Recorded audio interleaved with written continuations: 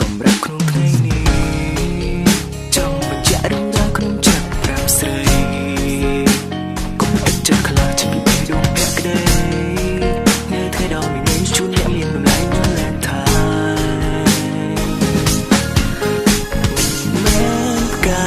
ក៏មិនជាកញ្ញោឬអាឡំកាវៃវៃតែជាជំនាញតែនៅក្នុងបទភ្លេងថ្មីដែលផុសចេញពីអារម្មណ៍តាំងតែជួនស្រងក៏យ៉ាងចង់ឲ្យអ៊ំបានយល់ថាក្នុងចិត្តមួយស្រឡាញ់មិនពឹងជីវិតផ្ញើលើជីវ៉ា Just night អើយបងស្រឡាញ់បងស្រឡាញ់បងស្រឡាញ់អូនខ្លាំងណាស់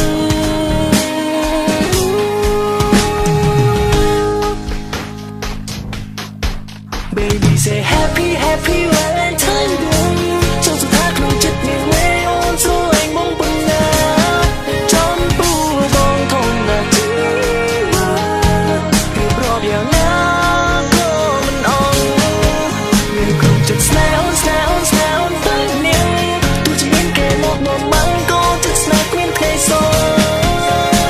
អូនទៀងស្ដាប់សំឡេងពីវិញលោកតែស្នេហ៍បងអូនស្រឡាញ់គ្នាមិនប្រែ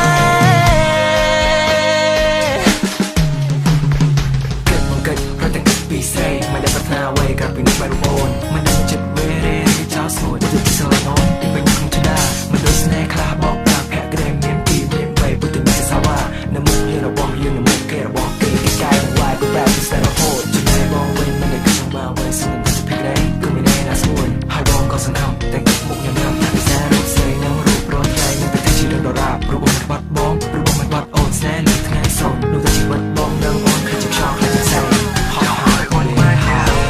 ថាក្នុងចិត្តមួយនឹងចូលឡើងក្នុងពឹងជីវិតផ្លែលើជីវ៉ា Just like អើយបងស្រឡាញ់បងស្រឡាញ់បងស្រឡាញ់អូនខ្លាំងណាស់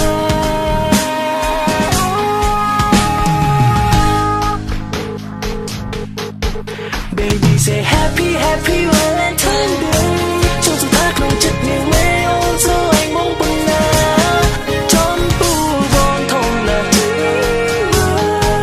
រៀបរាប់យ៉ាងណាក៏មិនអស់នៅក្នុងចិត្តស្នេហ៍អូនស្នេហ៍អូនស្នេហ៍អូនតែនាងទោះជាមានគេមកម៉ាំងក៏ចិត្តស្នេហ៍គ្មានថ្ងៃសល់អូនទៀងស្ដាប់សំឡេងពីវិញលោកតែស្នេហ៍បងនឹងអូនស្រឡាញ់គ្នាមិនបែរជានិរន្តរ៍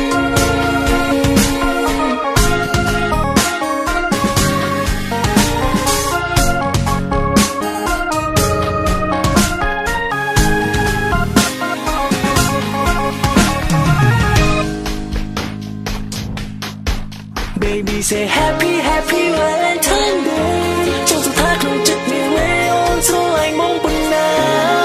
ចំពោះ